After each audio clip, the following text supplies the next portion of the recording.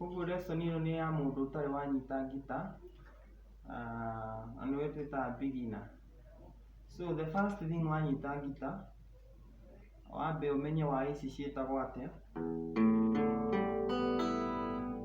Wa ici ni ithathatu na ciothe ciina different sizes.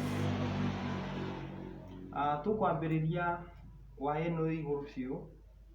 This is wire number 6 or E, this one, E or number 6. Then from there, in a string number 5, which is A. It is also string number 5 or A. Then from there, look at this string number 4. This is D, string number 4, D. Then we have string number 3, G. We have this string number 3, G. Then we have string number 2. This is B. Then string number 1, which is E. Koguo no realize twina E maita meri, twina E low na E high.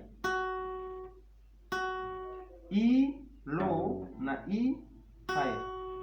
Then from there, twina these partitions to cieta frets. So we have fret number 1, fret number 2, fret number 3, 4, 5, 6, 7, 8, 9, 10, iriete uguo. So, rĩrĩa tũranyita wa ici, tuga wa ici nĩ ikoragwo na marĩtwa E, A, D, G, B, E.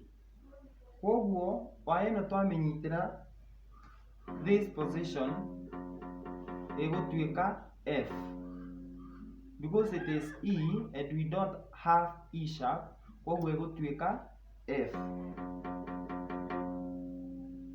Yuma F, egoka F sharp, then G.